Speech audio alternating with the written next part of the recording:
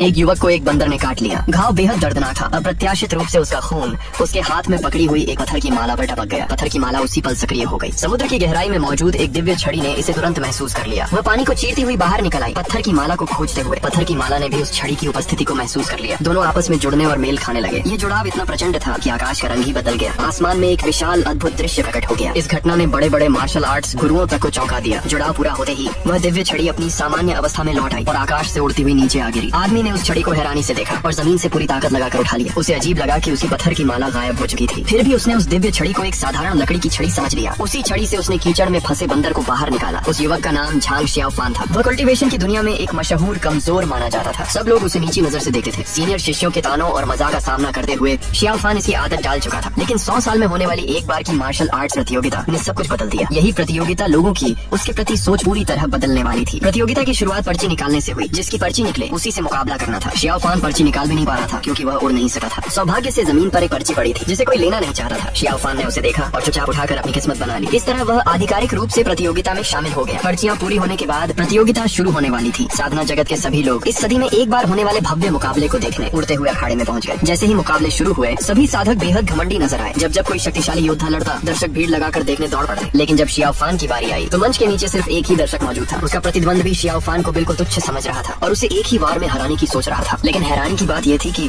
शियाओफान ने अभी कोई वार किया भी नहीं था कि उसका प्रतिद्वंद भी अचानक जमीन पर गिर पड़ा। इसी तरह शियाओफान जीत गया। फिर भी किसी ने नहीं माना कि वह कुशल था। सबने इसे विरोधी की गलती समझा। अगले दिन शियाओफान फिर मुकाबले में उतरा। इस बार भी विरोधी ने उसे कमजोर समझा। दोनों के बीच जबरदस्त मुकाबला शुरू हुआ। शालीनता दिखाने के लिए विरोधी ने जानबूझकर अपनी पूरी ताकत नहीं लगाई। लेकिन धीरे धीरे उसे कुछ अजीब महसूस होने लगा। पूरा जोर लगाने के बावजूद वह शियाओफान को हरा नहीं पा रहा था, बल्कि शियाओफान की दिव्य छड़ी के सामने वह खुद दबा चला गया। यह दृश्य देखकर सब लोग अविश्वास में पड़ गए। इतना शक्तिशाली होने के बावजूद गुरु ने शियाओफान की प्रशंसा नहीं की, बल्कि उस पर चोरी छिपे साधना करने का आरोप लगाकर कठोर शब्दों में डांटा। गुरु की फटकार से शियाओफान का दिल टूट गया। गुस्से और दुख में उसने दिव्य छड़ी को जोर से उठाया और सीधे पहाड़ी की खाई में फेंक दिया।